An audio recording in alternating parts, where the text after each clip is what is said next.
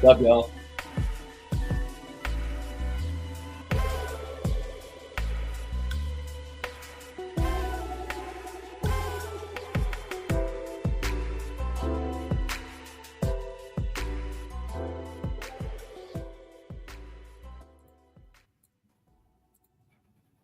What is going on, everybody? I am Rob Westerman III of GBP Daily, and thank you for tuning in to the Rob Westerman Show. It is Thursday, August 15th. Hope you're having a great morning so far. If you're just rolling out of bed like my man Jonathan Beckman, good morning. If you're like me, who's been up for a few hours already, I hope your morning is off to a good start. Hit the gym already. Feeling good. Weather's going to be nice today, and I get to talk Packers with you guys. So no complaints from me. Things are good. So good to see everybody. Packers wrapped up practice number 15 yesterday. Can you believe that we are 15 practices deep already in the training camp? Seems like just yesterday we were drafting back in April. We went to OTAs and minicamp in June, and summer's flown by. So I've had a great summer, and that means we're just about 22 days away from Packers-Eagles in Brazil. So crazy. 3 weeks out from a Packers game. I'm excited. I am excited. So before we get there, we've got 2 preseason games left against the Broncos this Sunday in Denver. And then the last preseason game, the third one, is against the Ravens next Saturday at Lambeau Field. If you're still trying to get inside Lambeau Field for cheap before the regular season starts, and the tickets are a little more expensive, go to the preseason game against the Ravens. Tickets are cheap. You can probably get in for $40-$50. I went to the preseason game against the Saints probably 2 years ago, I believe, and you get club seats for $40-$50. You can sit inside. You can get cheaper seats out in the bowl for $30-$40. So it's a good price to get inside Lambeau, watch some football, and hang out. So if you're trying to avoid those regular season prices, go to the Ravens game. That's a Saturday, I believe, the 24th of August. So next Saturday. Okay, I'm not going to deep dive into practice a whole lot unless you guys are commenting about it, but wanted to talk about the kicker battle here for a second. I know you guys are all excited to talk about the kicker battle, but I know it's been a constant topic this training camp, but I feel like at this point in preseason, it probably needs to stay that way unless things change or drastically improve. Our kickers, they've been sucking, and they sucked yesterday. They just haven't been that great. Pretty subpar. Greg Joseph had a great start to camp. I think at one point he made 18 or 19 straight field goals. And since then, he's kind of struggled. Carlson, same deal. Just hasn't been that good. And then we drafted him last year. Hoped it would be better, and he evolved to someone like his brother, Daniel Carlson. Now, Daniel Carlson did have a bad rookie year. He was in Minnesota, if you don't remember, and now he's over in with the Raiders. And he's one of the best kickers in the league. So maybe we just need to have a little more patience. And I probably should tell myself that every once in a while. But Anders went 4 of 6 yesterday, missing from 41 yards out and 55 yards out, which is laid up short. So 41 yards, I feel like that should be a gimme.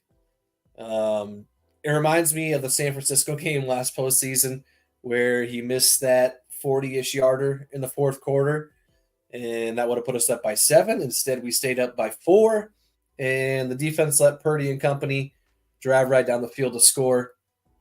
And instead of being tied, we're down by 3, and we all know what happened after that with the offensive drive that ended in an interception. So 41-yarders, in my opinion, should be made just about every time. You don't have to make them every time. I'm not too strict. I know they're listening. But come on. It's in practice. Hit the 41-yarder. Greg Joseph yesterday was even worse. Oh, man. He was 3 of 7. He missed from 45 yards out, 55 yards. And like Carlson on that 55-yarder, he left it short too. So the length of these kicks aren't the greatest. And he also missed from 49 and from 35. Just downright bad. A bad day of practice from Greg Joseph. Now, the 35-yarder I did read was at the end of practice. They were rushing on during 2 minutes to hit the field goal. And the reporters' boots on the ground were saying that the field goal posts were still moving. So they roll out the field goal posts during training camp. They're on big wheels and they roll them around. So it sounds like the field goal posts were still kind of moving. And yeah, still missed it. So I'm not going to really put that on him entirely, but still 3 of 7, 3 of 6 would have still been bad. 3 of 7, just not a good day. So bring back Mason Crosby. I don't know. Is that okay to say? I mean, he's one of my all-time favorites, so I'd be 100% fine with it. I don't care. I know the big dig on him was his kickoffs not making it to the end zone. I don't care. Like, I want somebody who's going to hit just about every extra point after we score, which there will be a lot of chances this year with the way our offense is going to roll. And someone who's going to nail a 40-ish yarder in a playoff game instead of choke and miss it. So I don't know. Is that too much to ask? Maybe, but at this point in preseason, I think Anders and Greg are struggling. So hopefully they can pick it up here as we go to Denver Sunday night for preseason game number 2. I'm excited about it. So what do we got? What do we got in the chat? Thanks everybody for hopping on. As I said earlier, I'm live every morning, chatting it up with you guys, hanging out. I'm not an expert. I don't have any sources. I'm not on the ground for most of training camp. I was up there for about a week checking out the squad, but paying close attention all the time, and you just kind of get my little opinion on everything. So thanks for tuning in. Brian, who's a player you're watching most in terms of trying to make this roster? Great question, Brian. I'm going to go with Grant Dubose. Had a great first preseason game last weekend against the Browns, led the team in catches, led the team in yards, and it would have even been more if it wasn't for a blatant holding call that the DB had to do against him. He would have had a monster play for a touchdown. DB got beat, had to hold him, and if it wasn't for that, I think he would have scored. Probably been a 40, 50-yard play, if I remember correctly. So him and Malik Heath are battling for that 6 wide receiver spot. Even though Bo Melton had a rough game last Saturday against the Browns, I think he makes this team. I think he's pretty safe. We all saw what he could do last year during the season, and I don't think they're going to keep more than 6. So I could be wrong. You know, as I said, I'm just a fan. I'm just a fan with opinions in front of a camera, so we'll have to wait and see. But I'm watching Grandpa Dubose, and so far he's been killing it in camp. Blocks great, creates separation, can make some nice grabs.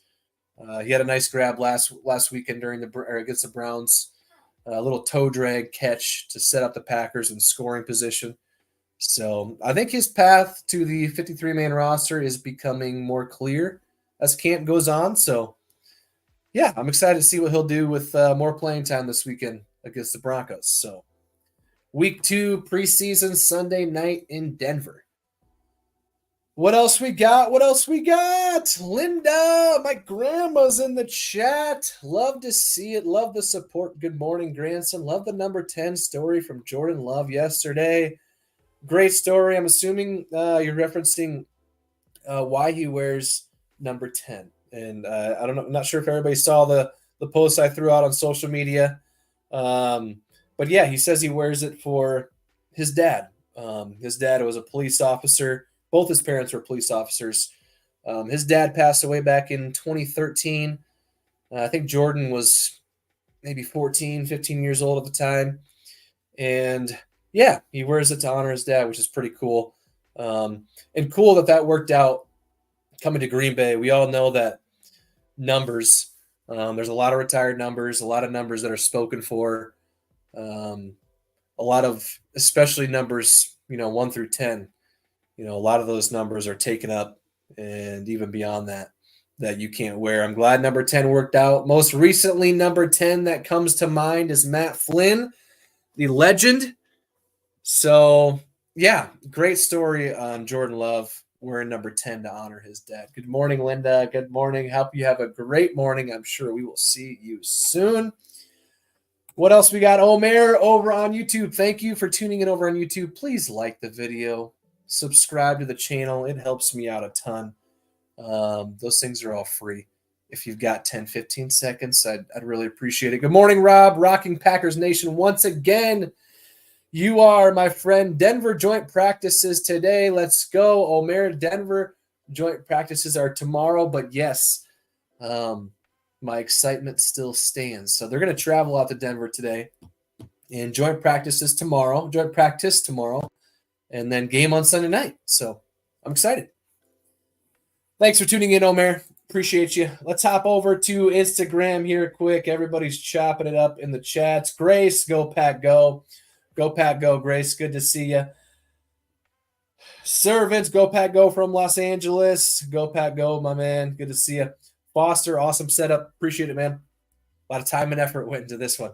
I tell you what, and it's constantly evolving and changing. So appreciate the comment, man. Thanks for tuning in. Go Pack, go from Clear Lake, California. Excited for this season. Go Pack, go. You are in Niner country. Hopefully they're not giving you too much flack over the last decade or so. I'm sure they are. Coob over on Instagram. I feel good about our team. Let's go Green Bay. I feel pretty dang good too. I'm excited. So what else we got? Jonathan over on YouTube. Good morning. You like the white gear? I do like the white gear. Speaking of, I think it looks good. I love the white gear. I know everybody likes to complain about it. Not everybody, but a few likes to complain about it, which, hey, I said before, if it's got a Packer G on it, I'm most likely going to rep it. So I'm repping the all white this morning. So white here. Got the white mug. I was up in Green Bay during the release that morning when they came out with the helmets, the new jerseys. So, yeah, I went in the pro shop, grabbed a mug, grabbed a mini helmet. And I think they're sold out now. They're on back order, so I'm glad I did. So, Jonathan, good morning to you. Thanks for tuning in over on YouTube. Appreciate you. Skylar over on Facebook. Go Pack, go. Good to see you, Skylar. Thanks for tuning in. What else we got? Ike, what game would you like to go to the most this season? Are you heading to any games? I think, I don't have anything set in stone yet. We usually kind of plan 2 out or so, maybe 3, depending on how the year shapes out. And then a couple weeks prior, I'll grab tickets and we'll probably get a hotel here soon for the Colts home opener. But yeah, planning on hitting up the Colts game. That's week 2. That's in Green Bay, the home opener. Should be exciting. Anthony Richardson, Jonathan Taylor, and the home opener. It's exciting. It's good weather. So excited for that one. So the Colts game, Dolphins game for sure on Thanksgiving night. A lot of my family are Dolphins fans. My brother-in-law Mitchell is a Dolphins fan. Him and his wife are Dolphin fans. So went to Miami last year for a Dolphins game. So that was pretty cool. That's Thanksgiving night. Never been to a Thanksgiving game in general. I don't think I've been to a Thursday night game. I can't remember. Maybe I have. I don't think I have. So that Thursday night primetime game against the Dolphins, they'll be good this year.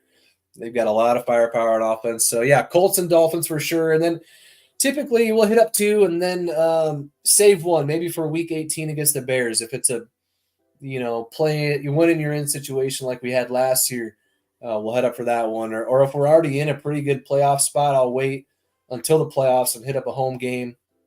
And so just the Colts, Dolphins for sure. And then depending on how the rest of the season shapes out, hopefully we'll have the 1 seed. Hopefully we'll have a home divisional round game. And if that's the case, I will hold out until we win that divisional round game and then go to the NFC title game at home in Lambeau. Let's speak it into existence here, huh? So I think the game, to answer your question, the first part of it, I think the game that I would want to be at the most is the 49er game. That is a 325 game on that's the Sunday before Thanksgiving, November 24th. So what I could do, I guess, is hit up that game on Sunday, stay in Green Bay, and go to the Thursday night Dolphins game, 4 days after. But most likely we'll just be probably hitting up the Dolphins game. With a 3-year-old, that's a lot. So, and expensive. So, as much as I want to see us cream San Fran at home to hopefully, at that point in the season, take over the number 1 seed outlook as far as the playoff picture goes and cement ourselves as the top dog in the NFC. That is, I believe, one of the more expensive games on the slate for us this year. So if you're planning on being there, be loud. We're going to need it. So thank you, Ike, for the question. Appreciate you, my man. Good to see you in the chat. Omer firing up the chat. I love it, my man. Hope you're doing good. Houston, San Fran, and 2 Lions matchups, top of my list for must-watches. Omer, every game is a must-watch. What is happening? I kid. I know you are watching every game, every play. I agree with you. Yeah, the Texans game, that is when we will be wearing our all-white uniforms.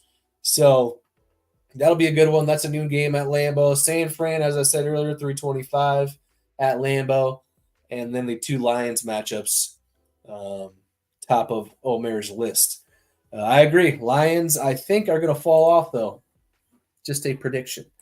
So, okay, what else we got? Trevor over on Instagram.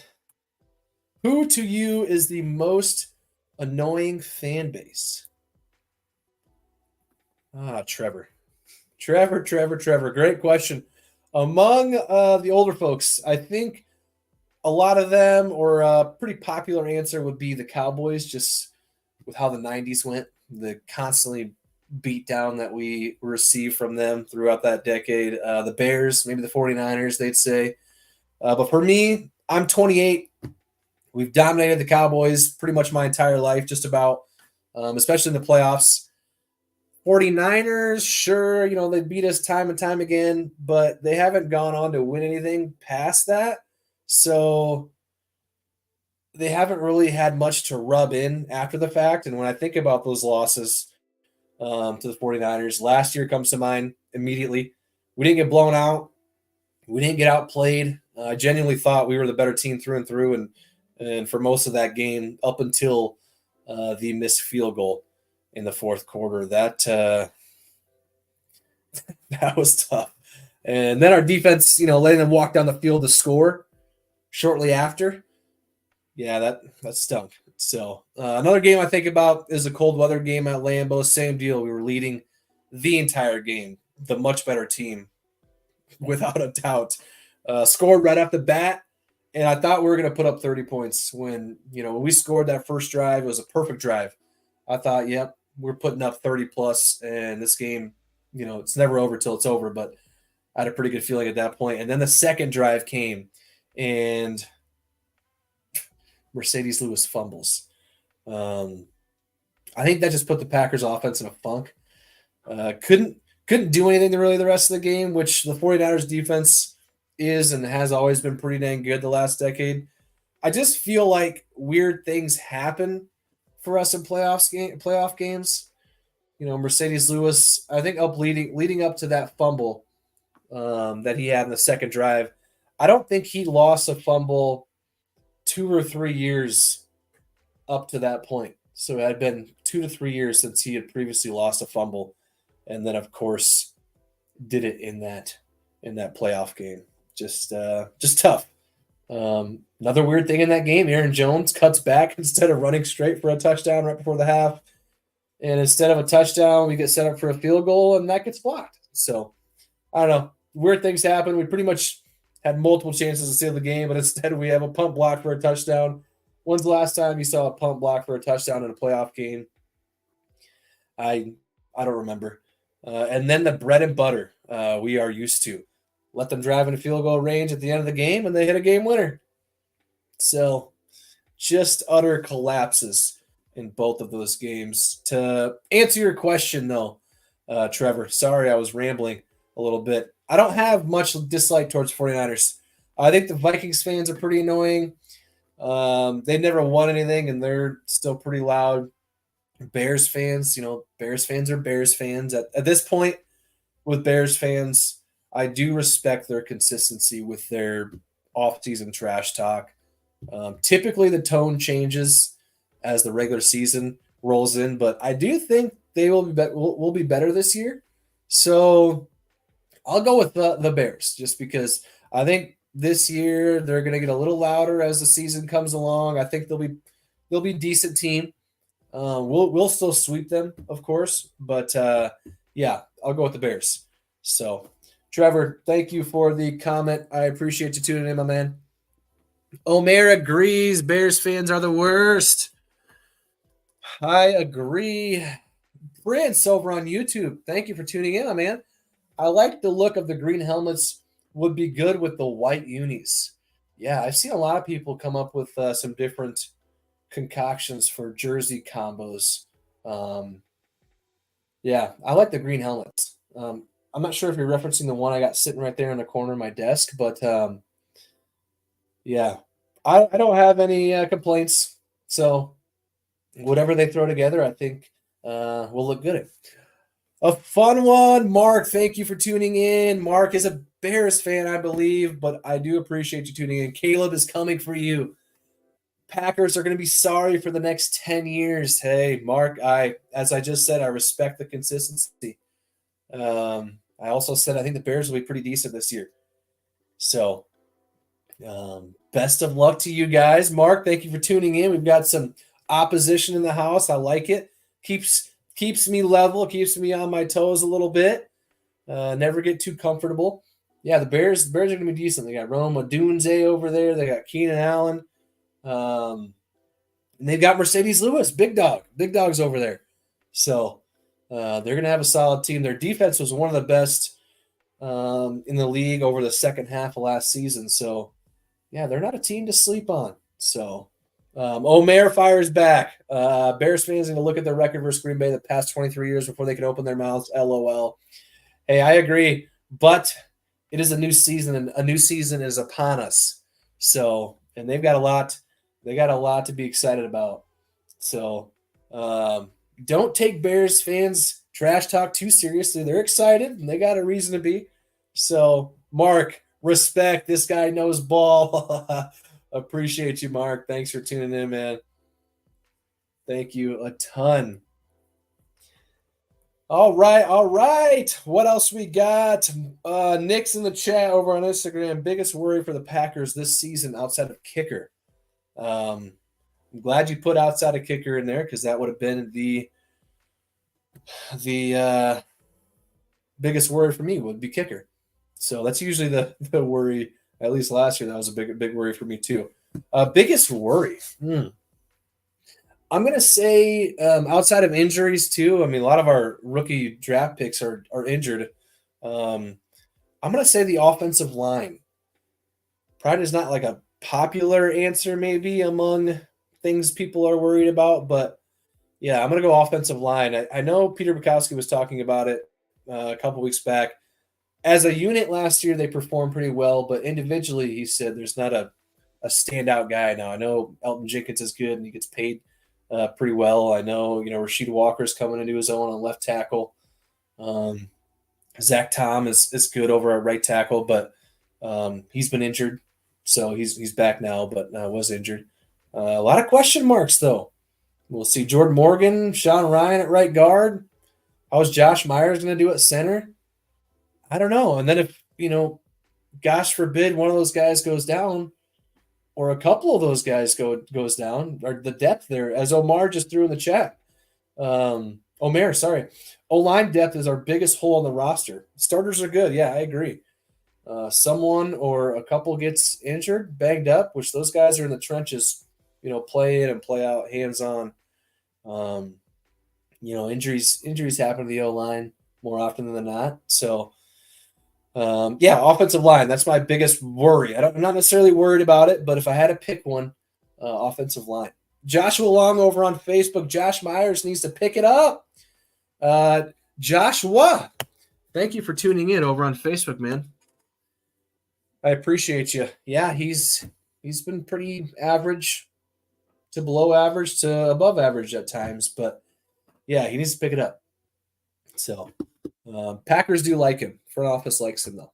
So, okay, before we head out of here, Packers are traveling today for their joint practice tomorrow against the Broncos before playing them on Sunday night in preseason game number 2 of the season. No starters are playing in that game. So as of now, Coach LaFleur says Sean Clifford will be getting the start.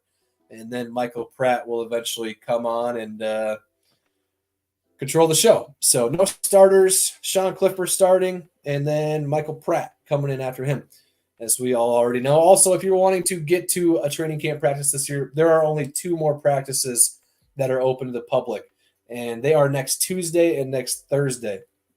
So Thursday's a joint practice against the Ravens. That's always exciting to be at. Joint practices up at Radnitsky Field.